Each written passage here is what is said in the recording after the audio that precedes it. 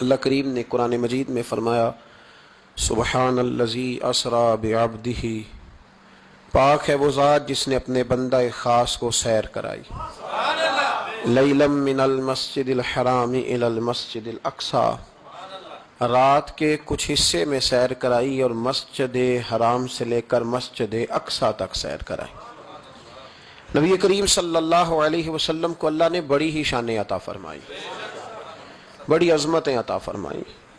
ان عظمتوں میں سے ایک بہت بڑی عظمت کا نام واقعہ معراج ہے۔ میرے بھائیوں،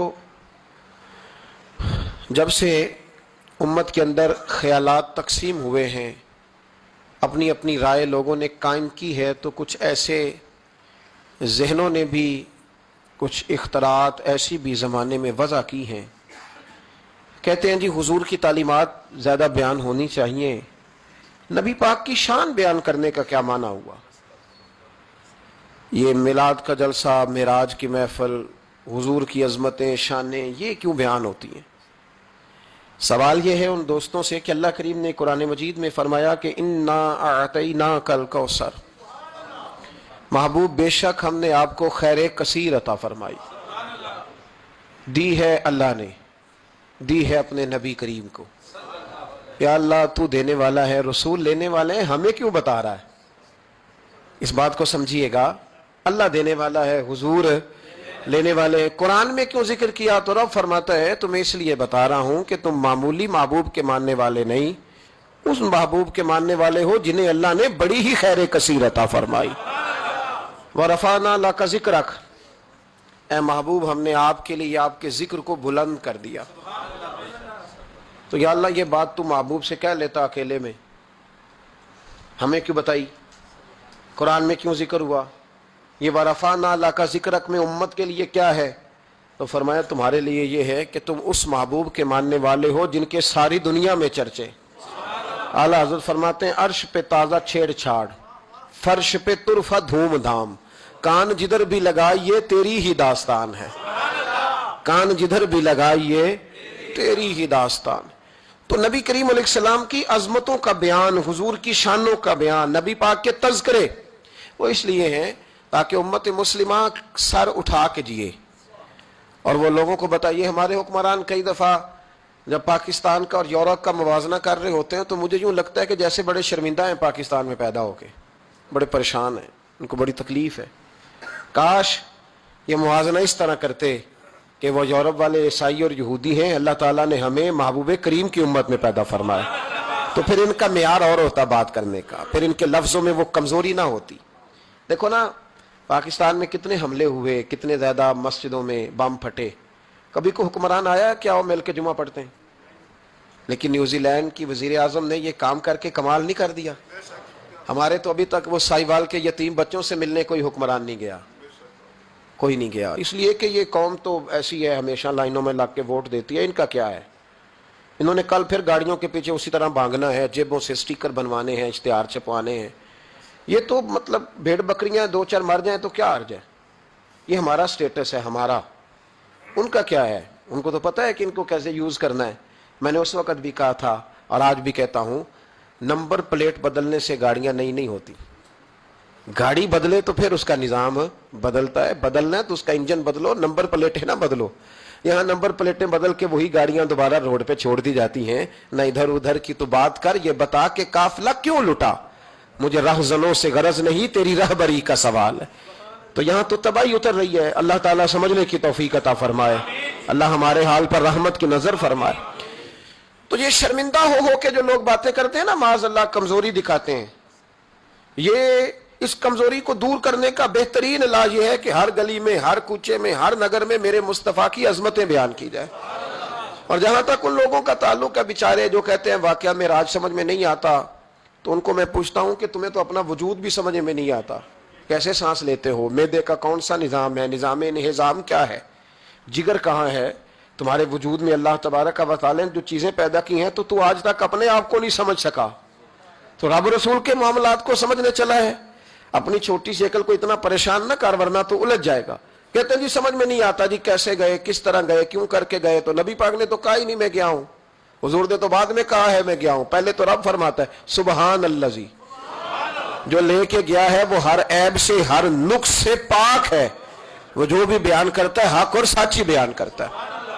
ایک زمانے تک یہ جو دہریے قسم کے لوگ تھے نا، عقل کے پجاری، ایک زمانے تک یہ کہا کرتے تھے کہ حضرت سلیمان علیہ السلام کا تخت ہوا میں کیسے اڑتا تھا. 80 من اس کا وزن تھا تو وہ ہوا میں کیسے اڑتا تھا جی.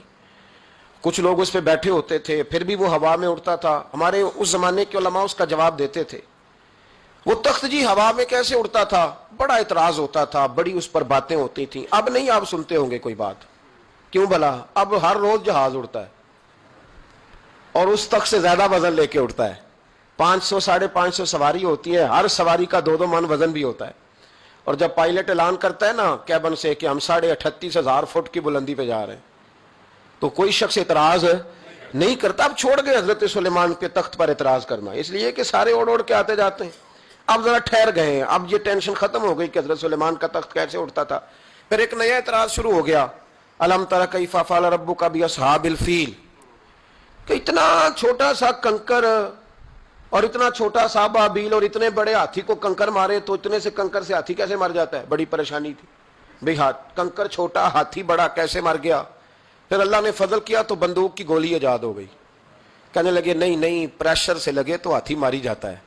اب اس کے بعد دوبارہ اس بات پر اعتراض نہیں کرتے. پہلے کہتے تھے کہ انسان کیسے جاتا ہے، کیوں کر جا سکتا ہے، ممکن کیسے ہے، یہ مطلب کیسے ہو گیا، معراج کیسے ہوئی. تو پھر ایک بندہ چاند سے تو ہو آیا ہے، اور جس نے وہ بندہ چاند پہ اتارا ہے اس نے کہا ہے کہ یہ آخری منزل نہیں، اس سے آگے بھی انسان جا سکتا ہے. تو میرے مصطفیٰ کریم نے فرمایا تم تو اب جانے کی باتیں کرتے ہو نا، جہاں تک میں ہو آیا ہوں تم سوچ بھی نہیں سکتے. کوئی رہ فلک اتے یار گیا، کوئی جا سدراتے ہار گیا، ایک کالیاں زلفاں والا سی جڑا لنگ عرشاں تو بھی پار گیا. فرمایا تم نہیں نہ جا سکتے، تم کچی باتیں، کمزور باتیں. اور ایک اور بات میں آپ کو عرض کروں، نبی کریم علیہ السلام کے لیے یہ کام اتنا مشکل نہیں تھا جتنا قوم سمجھتی ہے نا. وہ ہمارے اپنے کچھ نادان دوست ہیں، اپنی عقل چھوٹی ہوتی ہے تو وہ اس عقل میں کیا کیا آئے گا، اتنی کچھ چیز ہوتی ہے اس میں اتنا ہی سامان آتا ہے نا. تو اپنی عقل چھوٹی ہوتی ہے تو بجائے اس کے کہ وہ ایمان لے آئیں اللہ تک کی حکمتوں پر، وہ عقل کے ترازو پر چھوٹی سی عقل کو پریشان کرتے ہیں. چھوٹا سا دماغ ہوتا ہے، ہر وقت ٹینشن میں رہتے ہیں وہ جی کیسے گئے، کس طرح کر کے گئے. تو میں کہتا ہوں نبی کریم کے لیے یہ مسئلہ ہی کوئی نہیں، حضور کے لیے یہ کوئی مسئلہ. حضور فرماتے ہیں میں تو اس وقت بھی نبی تھا. یہ ترمذی میں ہے، ترمذی ہے، سیاستہ کی حدیث ہے. یہ سمجھیں گے دین ہے، یہ عقیدہ ہے، اس کو سمجھا کریں. فرمایا میں تو اس وقت بھی نبی تھا جب آدم علیہ السلام کی مٹی گوندی جا رہی تھی.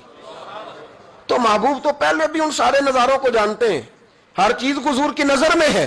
اور اس کے بعد بھی، اس کے بعد کا جو ماحول ہے وہ بھی انوکھا ہے. بدر میں ایک عورت کا بچہ شہید ہو گیا، سیاستہ میں حدیث ہے. حضور کی بارگاہ میں آئی، نبی کریم منبر پہ بیٹھے ہیں، آ کے عرض کرنے لگے یا رسول اللہ صلی اللہ علیہ وسلم میرا بیٹا جہاد میں شہید ہو گیا، مجھے بتائیں وہ کہاں ہے.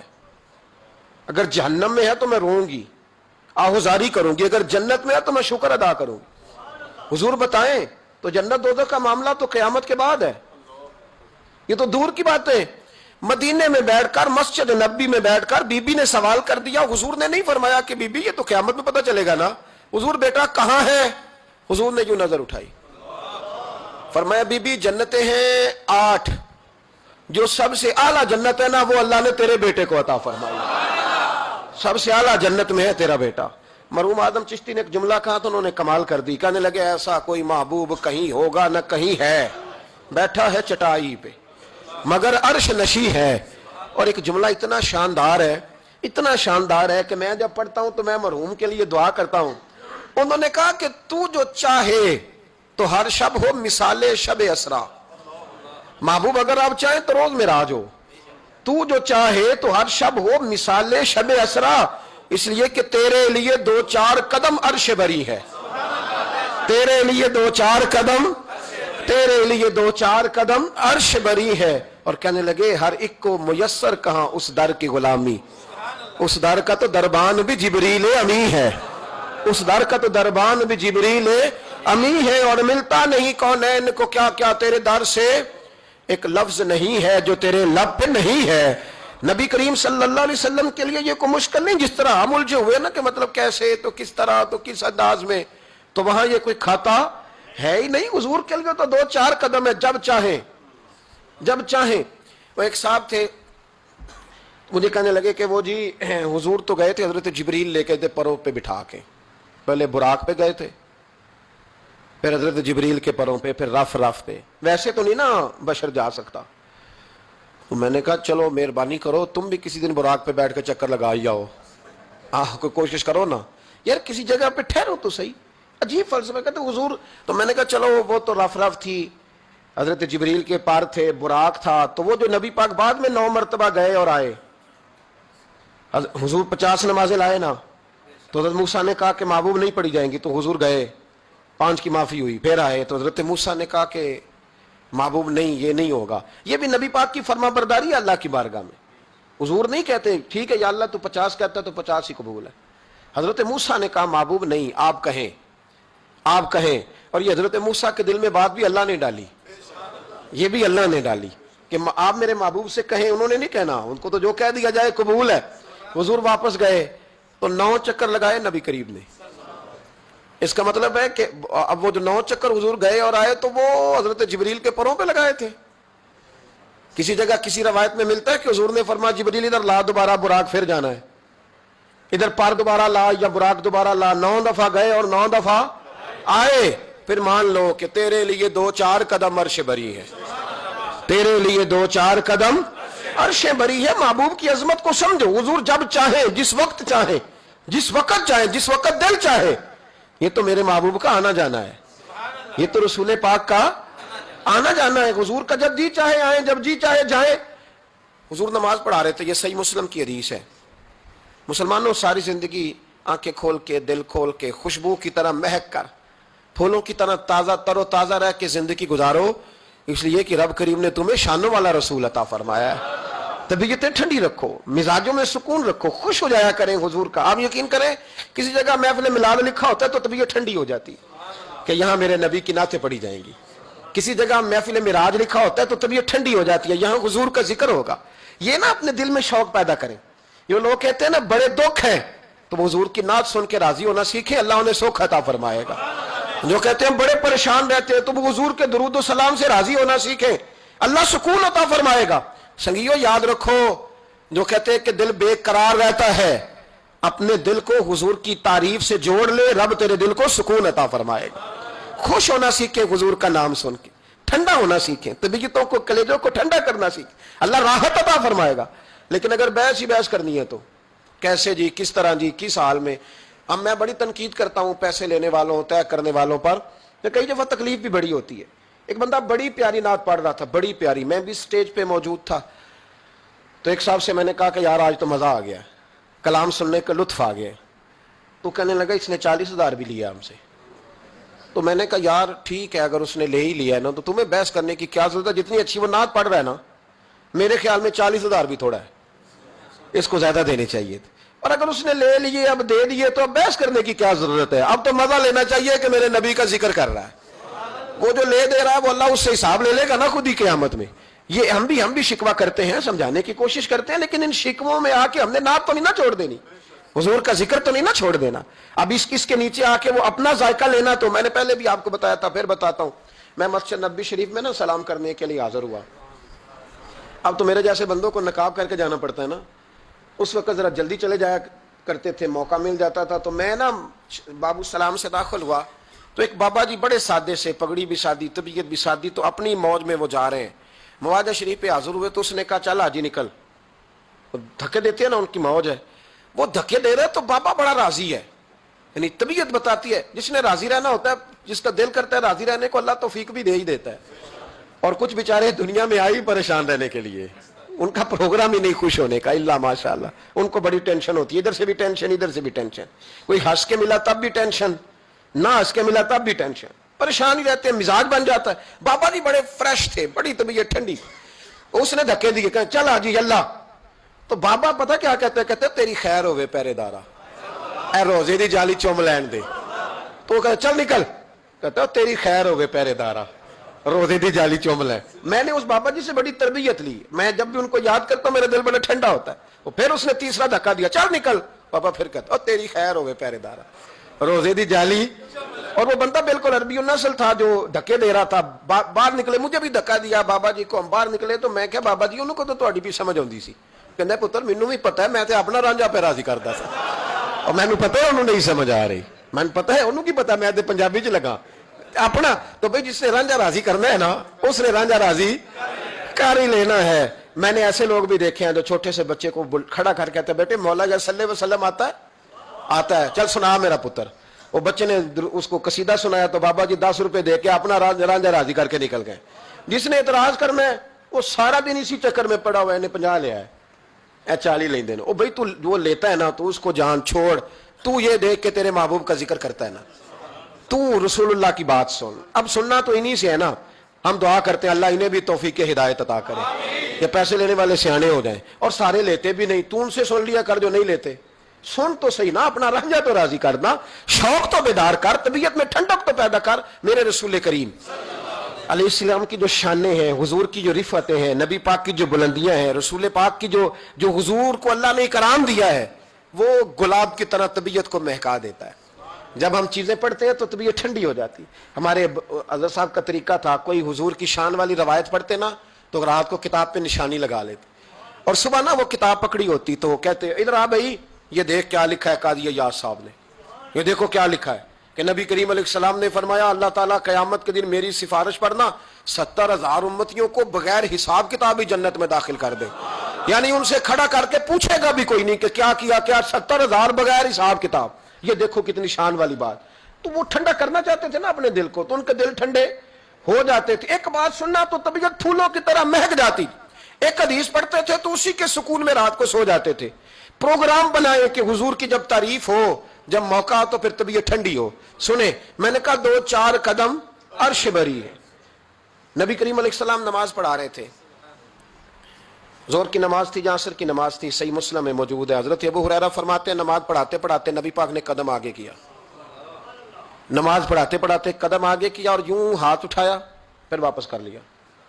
اب نماز پڑھ کے نا تو سلام پھیرا تو صحابہ عرض کرنے لگے یا رسول اللہ صلی اللہ علیہ وسلم وہ نماز میں پیر بھی آگے کیا تو ہاتھ بھی اٹھایا, تو وجہ کیا تھی؟ اب پہلا سوال تو یہ ہے کہ آپ لوگ نماز پڑھ رہے تھے یا حضور کو دیکھ رہے تھے؟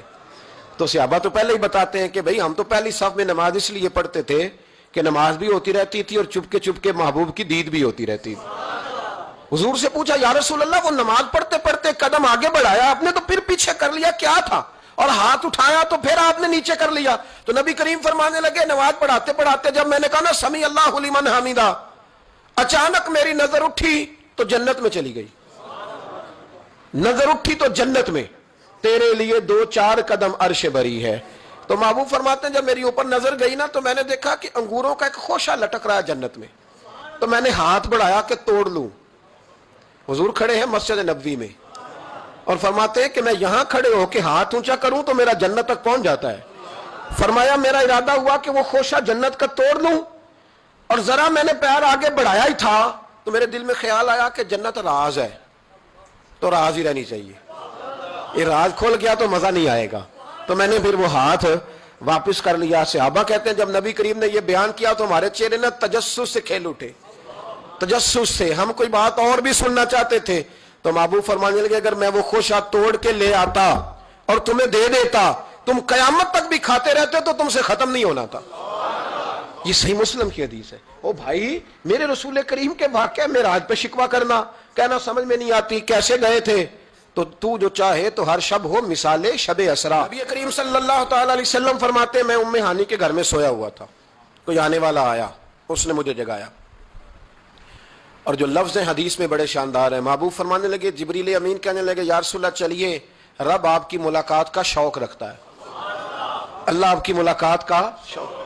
یہاں بھی بڑی پریشانی ہوتی ہے بعض لوگوں کو, پتہ نہیں کیوں اتنے پریشان ہوتے ہیں. کہتے ہیں جی حضور تو حضرت جبریل سے مل کے واپس آ گئے. حضرت جبریل سے مل کے نا نبی کریم واپس آ گئے. مجھے اس بات کی سمجھ نہیں آتی کہ اگر حضور اللہ سے مل لیں تو کسی بندے کا اس میں نقصان کیا ہے, کچھ کیا مطلب ٹینشن کس بات کی ہے؟ اتنی پریشانی, اتنی موٹی کتابیں لکھ دی کہ نبی پاک نے اللہ کو نہیں دیکھا, حضرت جبریل سے ملاقات کر کے حضور واپس آ گئے. یعنی میں سمجھنا چاہتا ہوں, میری سمجھ میں آیا نہیں, میں نے بڑی عقل دوڑائی ہے کہ اگر حضور اللہ کو مل لیں ملاقات ہو جائے, قرآن کہتا ہے وجوہ یومئذ ناظرہ الی ربہا ناظرہ, قیامت کے دن چہرے چمکیں گے اس لیے کہ اپنے رب کا دیدار کریں گے. میں بھی کروں گا انشاءاللہ، آپ بھی کریں گے۔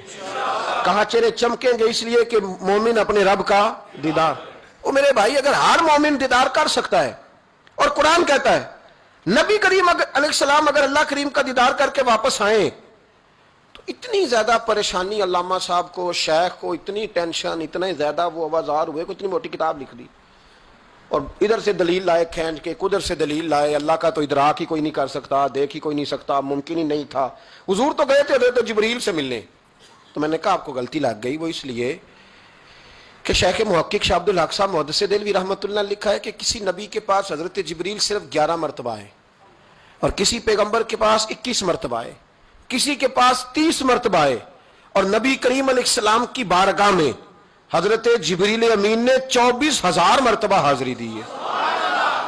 24,000 مرتبہ، 24,000 مرتبہ ہے حضرت جبریل۔ تو حضرت جبریل تو روز سویرے یہاں ہوتے تھے، ان کو ملنے جانے کے لیے اتنی محنت کرنے کی کیا ضرورت، وہ تو روز کھڑے ہوتے تھے۔ بلکہ علامہ صفوری نے ایک بڑی شاندار بات لکھی ہے، یہ تو نبی کریم کی بات ہے نا، مولا علی شیر خدا۔ آپ فرماتے ایک دن حضرت جبریل علیہ السلام نا انسانی شکل میں، جب حضور نے فرمایا نا کہ میں علم کا شہر ہوں، علی اس کا دروازہ ہے، تو فرماتے ہیں جب یہ روایت حضور نے یہ حدیث بیان فرمائی تو حضرت جبریل انسانی شکل میں نا حضرت علی شیر خدا کے سامنے آ کے کھڑے ہو گئے۔ حضرت جبریل امین علیہ السلام کھڑے ہوئے اور فرمانے لگے علی سنا ہے علم کے شہر کے آپ دروازے ہیں؟ تو مولا علی فرمانے لگے مصطفیٰ کریم نے فرمایا ہے۔ تو کہا اچھا پھر اگر آپ علم کے شہر کے دروازے ہیں تو بتائیں بھلا اس وقت حضرت جبریل کہاں ہیں؟ کہتے ہیں جو تو جبریل کو ملنے گئے تھے، تو حضرت جبریل مولا علی کے سامنے کھڑے، کہنے لگے بتائیے اس وقت حضرت جبریل کہاں ہے؟ تو مولا علی شیر خدا، جب آپ اپنے بڑے کو کوئی بات بتائیں گے نا جن کا ادب کرنا ہو اپنے بزرگ کو، تو پھر آپ فٹافٹ نہیں کہہ دیں گے آپ کو پتہ ہی نہیں۔ یہ مسئلہ ہے، بزرگوں کو آپ نے کو بات سمجھانی ہو تو الفاظ کا چناؤ، اور یہ بھی ہمیں شیر خدا نے ادب بتایا ہے، الفاظ کا چناؤ شاندار ہونا چاہیے، لفظ بڑے زبردست تشکیل پانے چاہیے، جملوں کی ترتیب بڑی مؤدبانہ ہو۔ حضرت جبریل امین نے پوچھا کہ بتائیے علی اس وقت حضرت جبریل کہاں ہے؟ تو حضرت مولا علی شیر خدا نے پہلے اوپر دیکھا، میری طرف دیکھنا، پہلے اوپر دیکھا، پھر نیچے دیکھا، پھر پیچھے دیکھا، پھر آگے دیکھا، دائیں دیکھا، بائیں دیکھا۔ یہ نہیں فرمایا کہ آپ جبریل ہیں، وہ تو انسانی شکل میں تھے نا۔ جملے دیکھیے، ادب دیکھیے، طریقہ دیکھیے بات کرنے کا۔ حضرت علی فرمانے لگے بھائی حضرت جبریل اس وقت نہ تو آسمانوں میں ہے، نہ زمینوں میں ہے، نہ مشرق میں ہے، نہ مغرب میں ہے، نہ شمال میں ہے، یا نہ جنوب میں ہے۔ فرمانے لگے جی وہ اس وقت کہیں بھی نہیں ہے۔ پھر بھی فوراً نہیں کہا کہ آپ خود ہی تو ہیں، یہ نہیں فرمایا، کہنے لگے یا آپ جبریل ہیں یا میں جبریل ہوں، دونوں میں سے ایک جبریل ہے، اب فیصلہ کر لیں۔ تو حضرت جبریل مسکرائے، تر دامنی پہ شیخ ہماری نہ جائیے، ہم تو دامن نچوڑ دیں تو فرشتے وضو کریں۔ حضرت جبریل مسکرائے اور فرمانے لگے آپ تو ولی ہیں، جبریل تو میں ہی ہوں، آپ تو ولی ہیں، جبریل تو او بھائی یہ حال ہے ان کے غلاموں کا، یہ حال ہے ان کے غلاموں کا، تو میری سرکار کا عالم کیا ہوگا۔ کہتے ہیں جی حضور گئے اور مل کے نا حضرت جبریل سے تو واپس آ گئے۔ تو میں نے کہا اب نہ پریشان ہو، اگر حضور اللہ سے میل بھی لے تو آپ کا فائدہ ہی ہے، نقصان کوئی نہیں، آپ کا کوئی نقصان ہے، کوئی نقصان نہیں۔ نبی کریم علیہ الصلوۃ والسلام تو فرماتے ہیں جب رب کریم نے کہا نا السلام علیکہ ایھا النبی، معراج کی رات السلام علیکہ، یہ جو تحیات آپ پڑھتے ہیں یہ معراج کا تحفہ ہے۔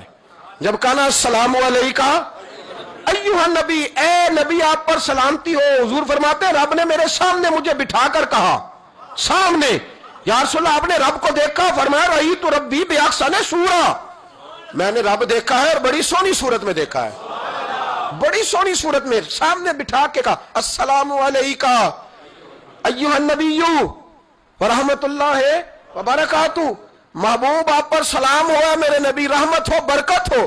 تو حضور فرماتے ہیں رب نے تو مجھے سلام کہا تھا، میں نے کہا نہیں السلام علینا وعلی عباد اللہ الصالحین، یا اللہ جتنے بھی میری بات مان کے نماز پڑھے ان سب پہ بھی سلام بھیج، تیرا تو فائدہ ہو رہا ہے رب رسول کی ملاقات میں۔ السلام علینا وعلی عباد اللہ الصالحین، اے اللہ جتنے بھی صالح لوگ ہیں ان سب پر سلام ہو، ان سب پر۔ تو یہ تو معراج میں تیری میری بات، علامہ اسماعیل حقی رحمۃ اللہ علیہ فرماتے ہیں کہ 90,000 باتیں کی اللہ تعالیٰ نے اپنے نبی سے معراج کی رات، اتنی، اللہ اکبر۔ مزیدار بندہ مل جائے تو باتیں کرنے کا مزہ آتا ہے، شرط یہ ہے کہ بندہ پیار والا ہو۔ لیکن اگر بندہ اس طرح کا ہو کہ جس نے ہر بات میں ٹینشن ہی پیدا کرنی ہے تو اس کو دل کرتا ہے کہ بندہ دعا دے کے کہے کہ یہ ہفتہ فیس لے جائیں تو 21 دن کے بعد دوبارہ آئیے گا. یہ ہوتا ہے. اور میرے ایک بزرگ تھے, کچھ لوگوں کو تعویذ دیتے تو کہتے 3 دن کے بعد آنا, کچھ کو تعویذ دیتے تو کہتے 21 دن کے بعد آنا. میں نے ان سے کہا اب یہاں 21 دن والا ٹینشن نہ لے لے کہ 21 والا شاید تعویذ ہی نہیں ہوتا ہے, لیکن وہ محبت والے تھے نا تو تربیت کرتے تھے باتوں کی. تو میں نے اس بندے کے سامنے پوچھ لیا, میں نے کہا حضرت صاحب تعویذ ایک ہی ہے, اس کو 3 دن کے بعد اور اس کو 21 دن کا وقفہ. کہنے لگے یہ مجھے ٹینشن بڑی دیتا ہے. اس کے سامنے کہنے لگے تو بیٹھا تھا, میں نے 21 کہا ورنہ میں نے 121 کہنا تھا, تو بیٹھا ہے. بندہ دیکھیں نا, آپ بات کریں آپ تو تھوڑا سامنے والے کو بھی سنیں, تھوڑا اس کی بات بھی سنیں, بوجھ نہ بنے. تھوڑا آپ دیکھیں, غور کریں, کسی بھی محفل کے اندر بوجھ نہ بنے. آپ کوشش فرمائیں کہ ترتیب اس طرح کی ہو کہ سامنے والا پسند کرے آپ سے بات کرنا. مسلمان تو پھول ہوتا ہے, وہ جہاں جاتا ہے خوشبو ہی چھوڑ کے آتا ہے. ایسا نہ ہو کہ مطلب آپ آئیں تو کہیں جو مجھے تو کسی نے ریسیو ہی نہیں کیا, میری تو اہمیت ختم ہو گئی, کوئی پروٹوکول ہی نہیں ہے, کوئی پوچھنے والا.